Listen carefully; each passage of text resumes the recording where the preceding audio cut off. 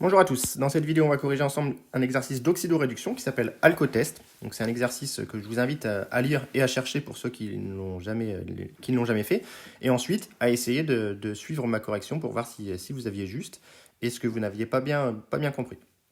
Donc on nous explique que l'alcool dont l'éthanol est de formule CH3CH2OH passe dans le sang, que des échanges gazeux s'effectuent, et donc les alcotests qui nous intéressent sont constitués de deux cristaux de dichromate de potassium K2CR2O7, et que ces cristaux se colorient en vert au contact de l'alcool, et donc on veut déjà comprendre l'équation qui est responsable du changement de couleur.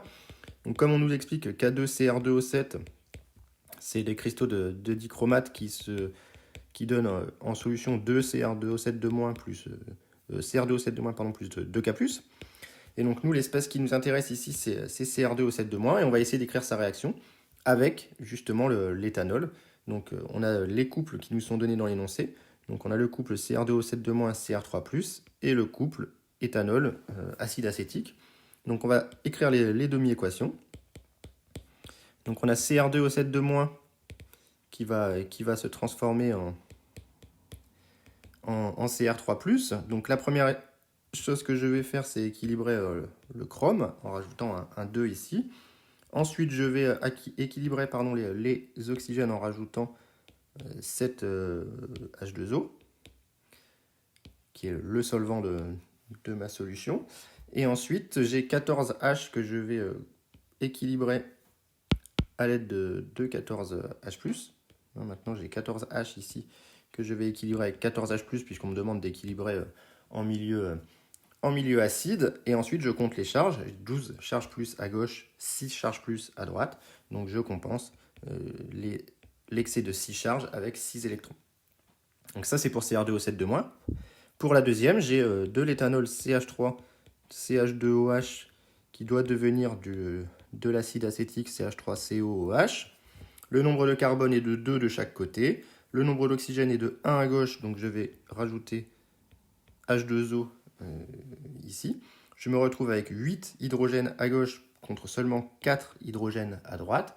Donc je vais rajouter 4H+, pour compenser les hydrogènes et compenser l'excès de charge par 4 électrons. Donc une fois que j'ai fait ça, je vais multiplier pour obtenir l'équation de bilan la première par 2, la deuxième par 3, et je vais sommer pour obtenir l'équation de bilan, qui est que 2 CR2O7- plus... Alors, en H+, on en a 28 à gauche, mais 12 à droite de par la deuxième équation, donc il m'en reste 16, plus 16H+, plus 3 CH3CH2OH, plus 3 H2O, mais je vais avoir 14 H2O de l'autre côté, donc ça va s'éliminer. Il va me rester 4 CR3+, ici. Donc les H2O, je suis censé en avoir 14, mais en fait j'en avais déjà 3, donc il m'en reste 11. Et il me reste les 3 CH3COOH. Voilà, donc voilà l'équation bilan ainsi obtenue pour la réduction du dichromate, ici par l'éthanol. Donc l'espèce oxydée et l'espèce réduite, bon, on a vu, on a réduction de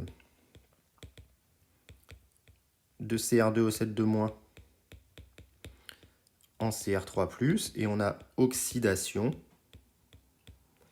de CH3CH2OH en CH3COOH. Donc l'oxydation, c'est l'oxydation de l'éthanol, et la réduction, c'est la réduction de CR2O7- en CR3+.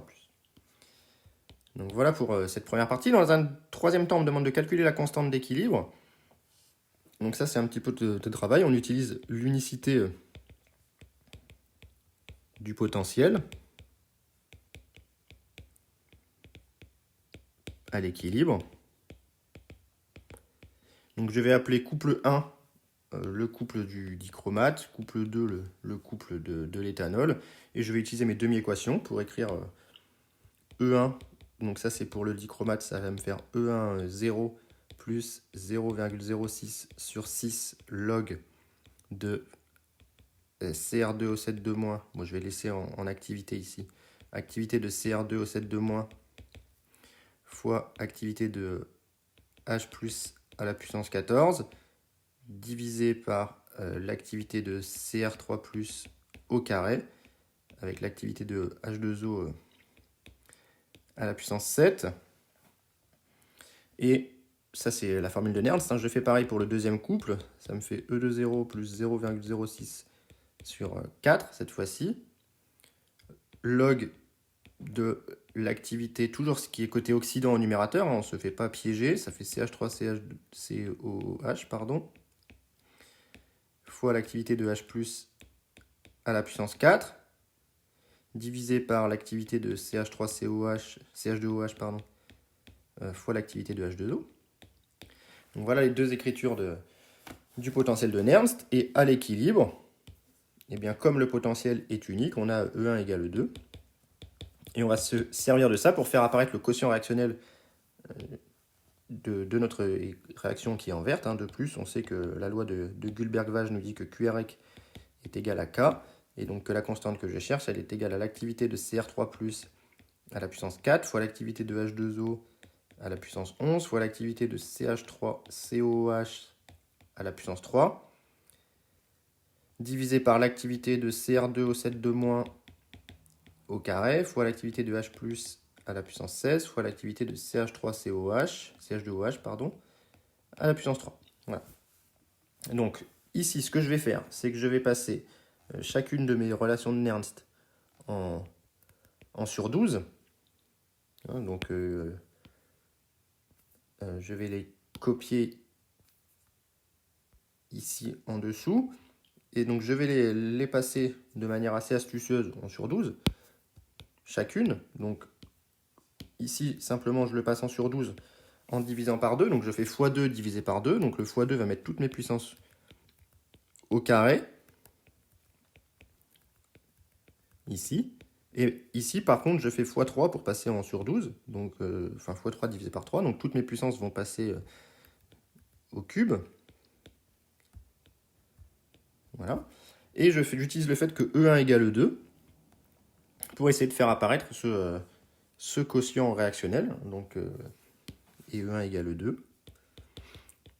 Donc je vais essayer d'être un petit peu astucieux. Donc on va utiliser et en déduire que E1 0 moins E2 0 égale 0,06 divisé par 12 log.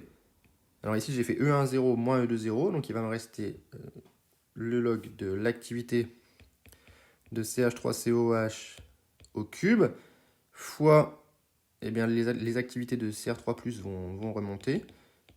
Donc normalement, si vous faites ça proprement, vous allez faire apparaître assez facilement la constante d'équilibre. Donc entraînez-vous à manipuler les logs. Et on tombe donc sur cette énorme fraction, ici, qui n'est rien d'autre que justement K. Donc ça c'est K. Donc j'en déduis que K est égal, si j'inverse la fraction, à 10 puissance 12 divisé par 0,06 fois E1 standard moins E2 standard. Et les potentiels, je peux aller les chercher dans l'énoncé. E1, c'est le dichromate, c'est 1,33 et l'autre, c'est 0,19. Donc ça fait 10 puissance 12 divisé par 0,06 fois 1,33 moins 0,19. Et si on calcule ça, 1,33 moins 0,19 fois 12 divisé par 0,06, ça fait 10 puissance 228, ce qui est une constante extrêmement grande. Et nous, ce qui nous intéresse, c'est simplement le fait que cette réaction va être totale. Donc voilà pour la méthode pour calculer une constante. J'ai une vidéo dédiée à ce calcul de constante. Pour ceux qui ne sont pas encore au point là-dessus, vous n'hésitez pas à la regarder. Donc en question 4, on me demande de déterminer la quantité de matière d'alcool expirée par litre d'air dans l'hypothèse d'une alcoolémie de 0,5 g d'alcool par litre de sang. Et donc là, l'énoncé m'explique que 0,5 g, que la concentration dans l'air est 2100 fois plus petite que celle dans le sang, 2100 fois inférieure à celle du sang. Donc ici, nous, on nous donne celle par litre de sang. Donc on a 0,5 g par litre de sang. Donc celle dans l'air, elle est 2100 fois plus petite. Donc on a 0,5 g par litre de sang. C'est égal à 0,5 divisé par 2100. C'est-à-dire 2,38 fois 10-4 grammes par litre d'air expiré. Ici, dans l'air, on a fait la conversion en se servant de l'énoncé. Et on me demande d'en déduire la quantité de matière d'alcool. Donc ici, on va utiliser la masse molaire du CH3CH2OH. Hein, et la masse molaire du CH3CH2OH, eh bien, on a 2 carbones, donc 2 fois 12. On a 1 oxygène, donc 16. Et on a 6 hydrogènes, donc 6. Ça me fait 46 grammes par mol.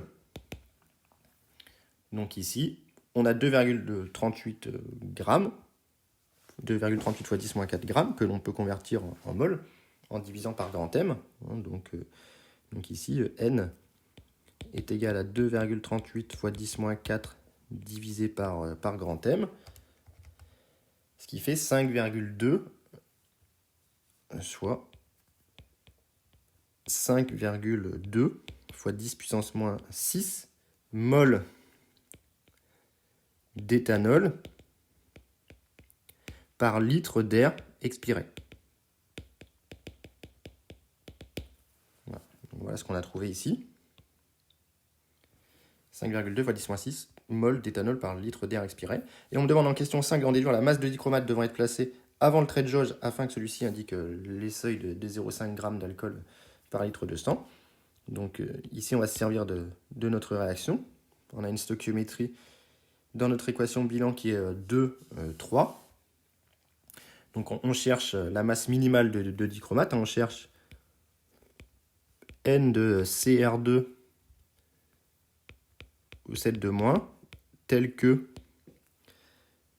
petit n de CR2 au 7 de moins sur 2 est égal à n de CH3 CH2OH sur 3. Donc là, je me suis mis dans les proportions stoichiométriques, ce qui me permettra d'avoir au moins autant de dichromate que d'éthanol que je veux oxyder, ce qui pourra me permettre de vérifier si la personne est en état d'ivresse ou non.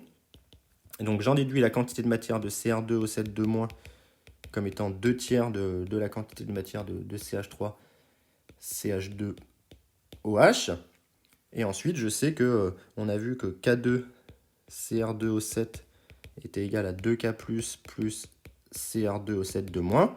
Donc, la masse de K2 CR2 au 7 est égale au N de CR2 au 7 de moins fois grand M de la masse molaire du K2 CR2 au 7. Et donc, si on calcule la masse molaire du K2 CR2 au 7,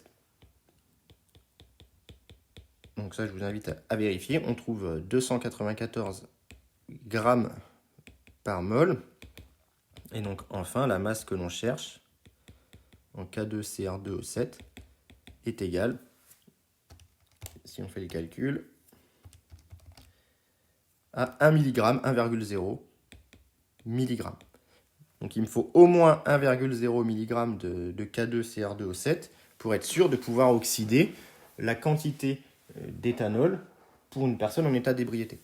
Évidemment, si la personne est plus que 0,5 g par litre de sang, il me faut un peu plus de K2CR2O7 pour pouvoir oxyder cette quantité d'éthanol. Donc voilà pour cet exercice qui est assez intéressant. Les coefficients stoichiométriques sont loin d'être 1-1, donc ça nous fait pas mal travailler là-dessus. Donc j'espère que la correction vous a plu et s'il y a des questions, n'hésitez pas à les mettre en commentaire.